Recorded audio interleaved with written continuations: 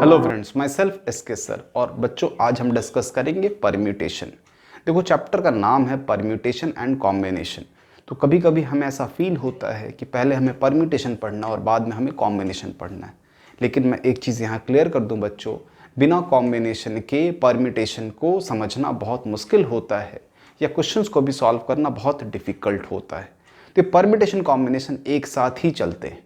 तो आज के सेशन में हम लोग परम्यूटेशन तो सीखेंगे ही साथ जो बेसिक होता है कॉम्बिनेशन का, जो परम्यूटेशन सीखने के लिए बहुत ज़्यादा रिक्वायर्ड है, वो भी मैं आपको बता दूंगा। तो ये तो पहली बात हो गई आज हमारी। दूसरी चीज़ बच्चों, आप परम्यूटेशन हो या फिर कॉम्बिनेशन हो, इसके जितने भी फॉर्मूलेज हैं या जो भी थियरी है, वो सिर्फ और सिर्फ डिस्टिंक्ट ऑब्जेक्ट्स के लिए वैलिड है। क्योंकि जब हम काउंटिंग करते हैं तो उसमें दो ही वैरायटी है ऑब्जेक्ट्स के पास, या तो वो आइडेंटिकल हो सकता है या फिर वो डिस्टिंक्ट हो सकता है। तो परम्यूटेशन कॉम्बिनेशन जो बेसिक पढ़ा जाता है वो डिस्टिंक्ट ऑब्जेक्ट्स के बारे में पढ़ा जाता है। अगर ऑब्जेक्ट्स का रिपीटिशन होने लगता है, चीज़ आइडेंटिकल होने लगती हैं, तो फिर उसके लिए फॉर्मूलेज में थोड़ा सा चेंज होने लगता है। तो वो बहुत ज़्यादा डिटेल में तो 11th में नहीं पढ़ना, लेकिन अगर आप कंपटीशन के एंगल से देखोगे तो आइडेंटिकल ऑब्जेक्ट्स को भी बहुत डिटेल में पढ़ना है आपको, और सारी चीज़ें मैं आपको पढ़ाने वाला हूँ। ठीक है, तो बच्चों हम लोग आज स्टार्ट करते हैं। बहुत ही simple topic, what formula, permutation का बेसिक फार्मूला क्या है। तो बच्चों, परम्यूटेशन के लिए हम लोग यूज़ करते हैं फार्मूला NPR। बहुत जगह पे आप देखिएगा P और फिर ब्रैकेट में N, R भी लिखा हुआ, तो उसका मतलब भी यही है और सबसे फेमस यही है यार, NPR। इसको कैसे ब्रेक करते हैं? N factorial upon N minus R factorial. एक सिंपल सा क्वेश्चन इस पर सॉल्व करके देख ले रहे, फॉर्मूला काम कैसे करता है। क्वेश्चन है NP2 इज इक्वल टू 20 और हमें N की वैल्यू कैलकुलेट करनी है। N बताना N क्या होगा। तो सोल्यूशन N फैक्टोरियल, ये फॉर्मूला यहाँ से, और नीचे N minus 2 factorial is equal to what 20। अब बच्चों, it's all about cancellation of factorial. जब तक फैक्टोरियल जाएगा नहीं, क्वेश्चन सॉल्व होगा नहीं। तो इससे रिलेटेड बहुत सारे क्वेश्चंस बुक में दे रखे हैं। अगर आप RD शर्मा अभी सॉल्व करोगे तो दैट इज ऑल्सो सफिशियंट। एक बार जरूर प्रैक्टिस कर लीजिएगा ऐसे क्वेश्चंस को। ठीक है, ये आप खुद से कर सकते हो, that is not difficult to do. देखो, फैक्टोरियल कैसे कैंसिल कर रहा हूं मैं, ध्यान से देखिएगा। इन दोनों में देखना है आपको बड़ा कौन है और छोटा कौन है। जो छोटा है वही कैंसिल होगा और बड़ा टूटेगा धीरे धीरे। तो n फैक्टोरियल कैसे टूटेगा? n माइनस 1 और n माइनस 2 फैक्टोरियल पे जाके यहाँ लग जाएगा ब्रेक, क्योंकि उसके आगे हमें ब्रेक करने की जरूरत नहीं है sir. n minus 2 factorial equal to 20। इसका मतलब हो गया n into n minus 1 is equal to 20। अब यहाँ तक पहुँच के आप चाहो तो क्वाड्रेटिक बना के भी सॉल्व कर लो, आंसर इजीली आ जाएगा। लेकिन एक चीज़ मैं बता रहा हूँ, ध्यान से समझिएगा। परम्यूटेशन कॉम्बिनेशन में अक्सर ये देखा गया है कि प्रोडक्ट में कभी कभी 2 टर्म्स मिलेंगे आपको, या फिर ट्रिपलेट मिलेगा, इवन 4 भी मिल सकते हैं। तो भाई उनको ओपन करके सॉल्व करने की जरूरत नहीं होती। All those are normally consecutive. तो यार 20 को आपको कंसेक्यूटिव फैक्टर्स में बस ब्रेक करना है। तो don't you think 4 into 5, 5 into 4 कुछ इस टाइप से ब्रेक कर सकते हैं सर? बिल्कुल। तो दिस इज वॉट 5 इंटू 4, और आप कंपेयर कर लो n minus 1 5 4, this implies n is equal to what 5, n is equal to 5। तो एक पार्ट हुआ बच्चों परम्यूटेशन का फॉर्मूला कैसे काम कर रहा है। अब हम बात करते हैं कॉम्बिनेशन का फॉर्मूला कैसे काम करता है। तो परम्यूटेशन में है बच्चों NPR, तो कॉम्बिनेशन में फॉर्मूला बनता है NCR। तो दूसरा टॉपिक आज का NCR। NCR का फॉर्मूला होता है n फैक्टोरियल, नीचे R फैक्टोरियल, और यहां n माइनस R फैक्टोरियल। ये हो गया फॉर्मूला। इस पे भी एक सिंपल सा क्वेश्चन लेके देखते हैं। यहां पर जैसे NC2 इज इक्वल टू 10 लेते हैं और n हमें कैलकुलेट करना है। तो ये क्वेश्चन है, तो solution formula n factorial, obviously नीचे 2 फैक्टोरियल एक्स्ट्रा होगा, और n minus 2 factorial equal to 10। ध्यान से देखो, 2 फैक्टोरियल की वैल्यू 2 होती है, उसको राइट में शिफ्ट करेंगे तो क्या बनेगा 20। तो ओवरऑल क्या बचना है बच्चों, n into n minus 1 n-2 factorial चलो फिलहाल लिख देता हूँ, लेकिन वो कैंसिल होने वाला है। n-2 factorial equal to 20 and this implies n is equal to 5। तो देखो जाने अनजाने में इन दोनों क्वेश्चन का आंसर क्या था, 5 ही था। अब हम समझते हैं कि परम्यूटेशन काम क्या करता है, कॉम्बिनेशन काम क्या करता है, या ये फॉर्मूला जो बना इसका एग्जैक्ट एप्लीकेशन क्या होने वाला है। तो बच्चों ये लिख लेना, और अब मैं आपको बताता हूँ P और C की वर्किंग। तो देखो बच्चों, अगर आप के पास 5 ऑब्जेक्ट्स हैं, let's call those objects as numbers 1 2 3 4 5। तो 5 नंबर्स है मेरे पास, 1 है, 2 है, 3 है, 4 है, 5 है। आप इसको एज एन ऑब्जेक्ट काउंट करना। देखो बहुत चीज़ें बहुत कंसेप्चुअल होती हैं, तो ये जो पूरा चैप्टर है फुल कंसेप्चुअल है। छोटी से छोटी चीज़ को बहुत अच्छे से समझना पड़ेगा। तो आप इमेजिन करने के लिए जब मैंने 5 ऑब्जेक्ट्स बोले आपको, तो आप ऐसा समझ लेना मेटल के प्लेट्स पे लिख रखा है 1, दूसरे मेटल के प्लेट पे लिख रखा है 2, ऐसे करके 5 ऑब्जेक्ट्स मेरे पास अवेलेबल हैं। उसमें से मुझे 2 का ही इस्तेमाल करके, सिर्फ और सिर्फ 2 का इस्तेमाल करके मुझे नंबर्स बनाने थे। तो कितने नंबर्स बन पाएंगे, ये क्वेश्चन अगर किसी ने पूछा तो उसका आंसर है 20। 5p2 equal to 20। It means what, अगर हम 2 ऑब्जेक्ट्स को परम्यूट करेंगे आउट ऑफ गिवन 5 ऑब्जेक्ट्स, तो फिर कितने परम्यूटेशंस पॉसिबल हैं, तो 20। कितने अरेंजमेंट्स पॉसिबल हैं, तो 20। मैं लिख के भी दिखाता हूं वो 20 अरेंजमेंट्स कैसे आते हैं बच्चों।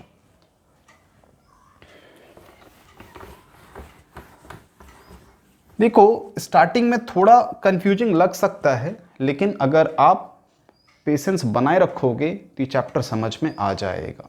बीच में छोड़ना नहीं है, ये नहीं कि भाई डिफिकल्ट लग रहा है, टफ लग रहा है तो बीच में छोड़ दिया, डोंट डू दैट। बहुत इंटरेस्टिंग चैप्टर है, इससे बढ़िया चैप्टर पूरे मैथ्स में नहीं है। और इजी इसके क्वेश्चंस 1 लाइनर्स होते हैं, इसके क्वेश्चंस बड़े नहीं होते, लेंदी नहीं होते। तो अभी मैंने क्या बताया, 5 नंबर्स, और नंबर्स कौन कौन से हैं, 1 2 3 4 5, और मुझे 2 को यूज करके वर्ड मतलब नंबर बनाना था, नॉट वर्ड। तो use of only 2 eight a time, मैं एक बार में सिर्फ 2 ही यूज करने वाला हूं। तो देखो नंबर क्या बनेगा, 1 2, 1 के साथ 2 का इस्तेमाल कर लो आप, 1 3 1 4 1 5, बस 1 के साथ खत्म। यहां पर 2 3, थोड़ा गैप ले लेते हैं, 2 3 2 4 2 5, 4 3 7 3 4 3 4 3 5, और लास्ट बच्चों 4 5। ये देखो एक तरीके से मैंने कितने नंबर्स बनाए हैं, 10।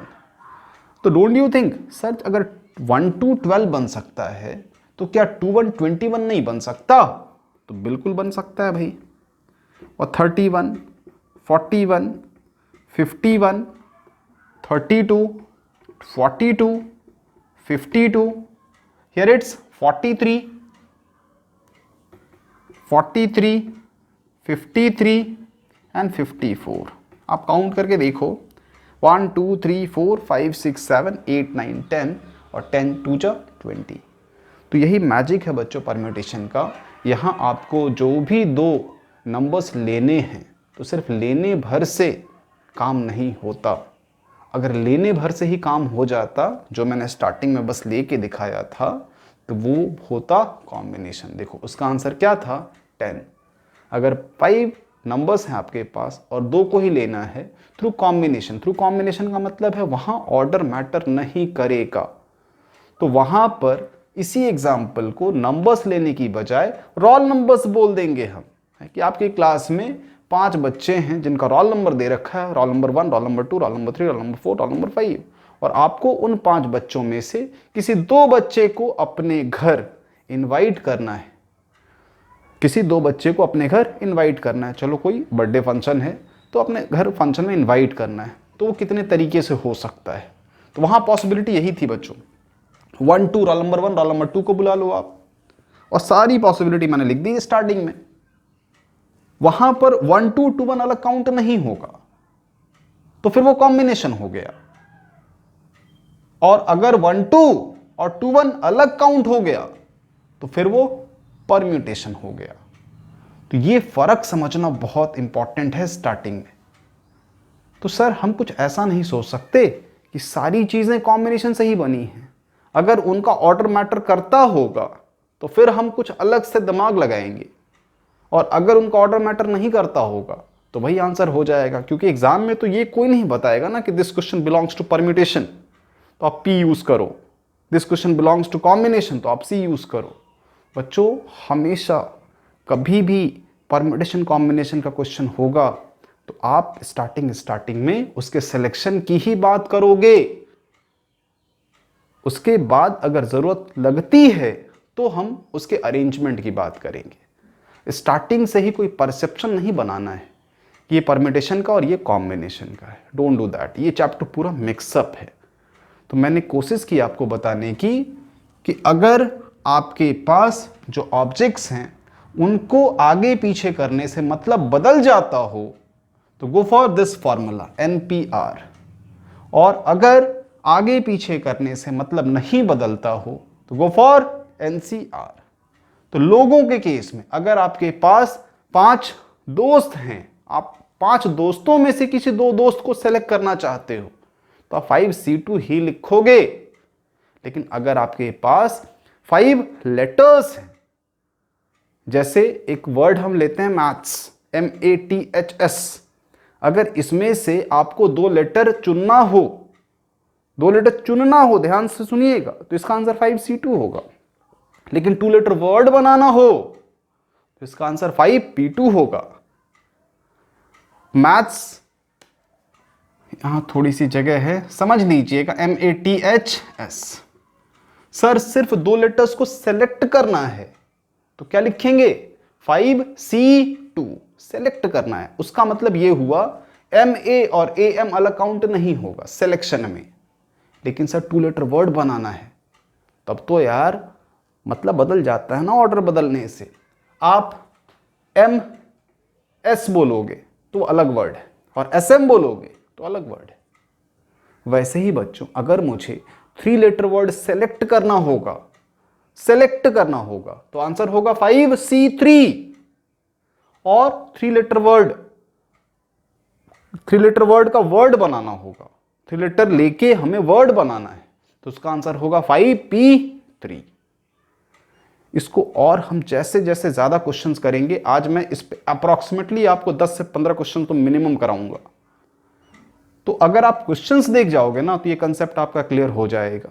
और देखो जो भी क्वेश्चंस मैं कराऊंगा वो RD शर्मा को रेफर करके कराऊंगा, और उसके जितने अच्छे क्वेश्चंस हैं, क्योंकि RD शर्मा बहुत ज़्यादा क्वेश्चंस दे रखे हैं, तो कभी कभी बच्चों को ये भी तकलीफ होती है सर उतने क्वेश्चंस को कौन सॉल्व करेगा। तो उसके जितने अच्छे क्वेश्चंस हैं, जितने क्रीमी क्वेश्चंस हैं, वो सब मैं आज आपको प्रैक्टिस करवा दूंगा।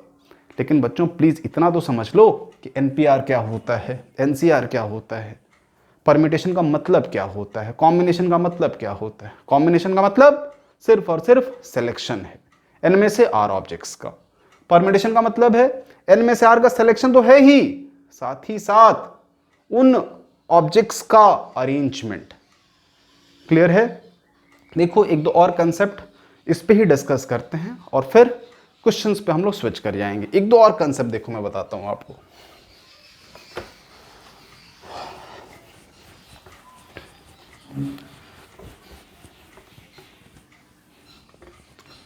जैसे बच्चों मेरे पास एग्जाम्पल 1 लेते हैं। मेरे पास वर्ड है चलो परम्यूटेशन ही है, PERMUTE, परम्यूट। ये मेरे पास वर्ड है बच्चों, और इसके मुझे सिर्फ और सिर्फ एक ही लेटर को सेलेक्ट करना है, सिर्फ और सिर्फ एक ही लेटर को सेलेक्ट करना है। तो सेलेक्ट 1 लेटर, पहला क्वेश्चन है सेलेक्ट 1 लेटर। कैसे? तो बच्चों इसका आंसर होना है 1 2 3 4 5 6 7 7C1। अब कोई बोलेगा सर अगर 1 लीटर का वर्ड बनाना होगा तो हम क्या लिखेंगे 7p1, तो सर बनेगा तो 7 ही। तो हाँ बच्चों 7c1 की वैल्यू भी 7 होती है और 7p1 की वैल्यू भी 7 होती है। तो 1 लीटर में तो कोई चैलेंज है नहीं यार, आप 1 लीटर सेलेक्ट करके लाओ या 1 लीटर का वर्ड बनाओ, एक आदमी से कोई फर्क नहीं पड़ता, वो सिलेक्शन हो या फिर परम्यूटेशन हो। तो पहला ट्रिक तो आप समझ ही गए, NC1 is equal to NP1, इन दोनों में कोई फर्क नहीं है। नेक्स्ट क्वेश्चन है सेलेक्ट 2 लेटर्स, और इसी का सब पार्ट है second part, form 2 letter word, form 2 letter word, वो कितने बनेंगे? तो बच्चों फर्स्ट क्वेश्चन का आंसर है 7C2, और सेकेंड क्वेश्चन का आंसर है सर 7C2 आ गए ना। तो देखो बच्चों अगर आपके पास 3 चीज़ें हैं और तीनों को अरेंज करना है तो उसका आंसर होता है 3 फैक्टोरियल। तो इसको एज अ थियरी भी आप लिख लो, देखो थियरी में पहला पॉइंट आज का पहला पॉइंट है arrangement of n objects, arrangement of n objects taken all at a time, सब के सब ले लो, taken all at a time, that is n factorial. कभी भी आपको n चीजों को अरेंज करना हो तो उसका आंसर क्या है n फैक्टोरियल। मेरे पास नंबर्स हैं 1 2 3 और मुझे उन तीनों को अरेंज करना है, मतलब ऑर्डर मैटर करता है, 1 2 3 अलग है, 1 3 2 अलग है, 2 3 1 अलग है, 2 1 3 अलग है। अगर ऑर्डर मैटर करता है बच्चों तो फिर आंसर क्या है n फैक्टोरियल। 3 लेटर वर्ड होगा तो 3 फैक्टोरियल, 3 नंबर्स होंगे तो फिर 3 फैक्टोरियल। 3 लोग हैं उन्हें लाइन में खड़ा करना है, देखो लोगों के केस में नॉर्मली क्या लगता है कॉम्बिनेशन, बट अगर उन्हें हमें किसी कतार में खड़ा करना है, बस किसी लाइन में खड़ा करना है तो फिर से वहां परम्यूटेशन ही लगेगा 3 फैक्टोरियल, क्योंकि कोई बच्चा आगे कोई बच्चा पीछे तो मतलब अलग होता है ना। लाइन में खड़े होने से ऑर्डर मैटर करता है, आप कहाँ खड़े हो, पहले पे खड़े हो, दूसरे पे खड़े हो, तीसरे में खड़े हो। तो क्यू में कभी भी आप अरेंज करोगे तो वहां हम n फैक्टोरियल, अगर n लोग हैं तो इसका इस्तेमाल करना है, मस्ट है। तो ये ध्यान रखिएगा बच्चों। एक एग्जाम्पल इस पे कर लेते हैं। एग्जाम्पल 3 लेटर वर्ड, जैसे बॉक्स, इसके कितने अरेंजमेंट्स होंगे? तो कितने अरेंजमेंट्स होंगे? 3 फैक्टोरियल इक्वल टू 6। आप चाहो तो लिख के देख लो। देखो BOX पहला, B को फिक्स रखो XO,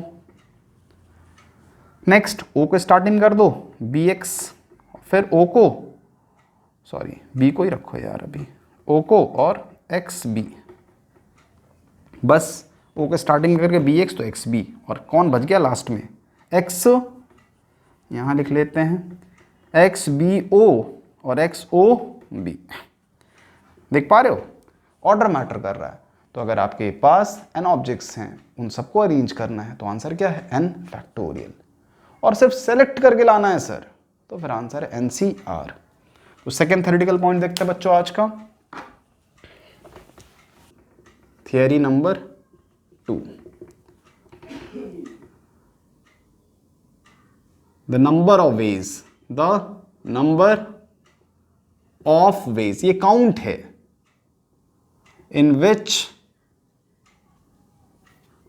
वी कैन सेलेक्ट, हम चुन सकते हैं, अरेंजमेंट की बात नहीं कर रहा हूं, we can select r objects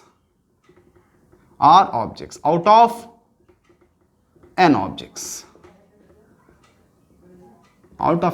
तो इसका आंसर है NCR। एक छोटा सा एग्जांपल बच्चों इस पे देखते हैं पहले। सपोज मेरे पास 3 डिफरेंट टाइप्स ऑफ पेन्स हैं, चलो 4 ले लेते हैं यार, 4 हैं तो 4, और इसमें से मुझे सिर्फ 2 को सेलेक्ट करना है, तो मैं कितने तरीके से कर सकता हूं? तो आप खुद से भी करके देखना। द काउंट इज 6 आने वाला है। फॉर्मूला मैंने सेंस लिख दिया है NCR, क्योंकि मेरे पास 4 पेन्स हैं और यूज़ मुझे सिर्फ 2 का करना है, तो 4C2 कैलकुलेट करो, दैट इज इक्वल टू 6। मैं यहाँ करके दिखा देता हूँ एक बार बस। ये पहला पेन फिक्स रखो आप, और इसके साथ कितने पॉसिबल हैं, 1, या फिर इसको साइड में रख दो, अब 2, इसको साइड में रख दो, और ये तीसरा, 3 पॉसिबिलिटीज़। क्लियर है? अब इस पेन का काम खत्म हो गया। अब इस हेवी वाले पेन को यहाँ जेब में, अब आप इसका दिख रहा है 4 पॉसिबिलिटी, इसको साइड में रख दो, अब इसका 5 पॉसिबिलिटी। ठीक है, अब इसको भी आप जेब में रख लो और इन दोनों का पेयर कर लो, दैट इज 6। तो बच्चों बहुत सिंपल है, कभी भी सेलेक्ट करना हो you can use NCR, where N is the total count, R जितना आपको लेना है। अब बच्चों हम बात करते हैं थर्ड थियरी के बारे में, जहां हम N ऑब्जेक्ट से R ऑब्जेक्ट को सेलेक्ट तो करेंगे ही, साथ ही साथ परम्यूट भी करेंगे। तो बस थ्योरेटिकल पॉइंट लिख लो, और देखो थियरी में इसलिए आपको लिखवा के दे रहा हूं जिससे कि आपको फील आए, आपको सारी चीज बहुत अच्छे से समझ आए। तो बिल्कुल सिमिलर है, the number of ways in which we can arrange, instead of select the word will be what, arrange, या permute। आप permute यूज करो या फिर arrange यूज करो। R objects out of N objects is NPR। इसको जरा explore करके लिखना, आपको और अच्छे से समझ आएगा। NCR into R factorial, NPR equal to what, NCR into R फैक्टोरियल। ये NCR सिलेक्शन के लिए है, and once you have that particular selection, R factorial उसके अरेंजमेंट के लिए है। तो बच्चों इस पे भी एक छोटा सा एग्जाम्पल लेके देखते हैं। वैसे तो मैंने बॉक्स का एग्जाम्पल इस पे बताया था आपको, लेकिन वापस से छोटा सा एग्जाम्पल। सपोज मेरे पास 1 2 3 4 ये 4 नंबर्स हैं और मुझे 3 डिजिट को यूज करके नंबर बनाना है। तो देखो क्या क्या पॉसिबिलिटी है। तो सबसे पहले selection 4C3 that is equal to 4, selection करो पहले। तो 1 2 3 एक ये पॉसिबिलिटी है, 1 2 4 एक ये पॉसिबिलिटी है, 2 3 4 एक ये पॉसिबिलिटी है, 1 2 3 1 2 4 1 3 4 रह गया, 1 3 4 एक ये देखो बच्चों ये 4 पॉसिबिलिटीज। और इनको अरेंज कितने तरीके से कर सकते हैं, तो into what 3 factorial which is equal to 6। देखो 1 2 3 से पॉसिबल है मेरे पास 1 3 2 2 3 1। देख पा रहे हो आप 1 2 3 से ये 3 नंबर्स पॉसिबल है। तो 1 2 3 1 स्टार्टिंग में फिक्स है, 2 3 3 2 2 स्टार्टिंग में फिक्स है, 3 1 और भी पॉसिबल है बच्चों। ठीक है मैंने 3 बोल दिया, 3 नहीं है और भी पॉसिबल है। देखो 2 स्टार्टिंग में फिक्स करो तो 2 1 3 कितने हो गए 4, और देखो 3 स्टार्टिंग में फिक्स करो 1 2 3 2 1। तो बच्चों 6 कॉरस्पॉन्डिंग टू जो पहला सिलेक्शन है उसके कॉरस्पॉन्डिंग 6 नए नंबर्स पॉसिबल हैं। तो आपको रिजल्ट को कितने से मल्टीप्लाई करना होगा, 3 फैक्टोरियल से। तो बच्चों एग्जाम्पल करने से बात नहीं बनेगी, सिर्फ खूब सारे क्वेश्चंस आपको खुद से सॉल्व करने पड़ेंगे। प्रैक्टिस कीजिए, मैं कुछ क्वेश्चंस आपको करवा रहा हूँ। ठीक है, अगले सेशन में हम लोग सिर्फ और सिर्फ क्वेश्चंस ही डिस्कस करेंगे based on your previous concept of basic और fundamental principle of multiplication, addition and permutation, combination. और कॉम्बिनेशन का सिर्फ बेसिक पार्ट अभी हम लोग हिट करने वाले हैं। क्लियर है बच्चों? तो चलो स्टार्ट करते हैं क्वेश्चंस वगैरह।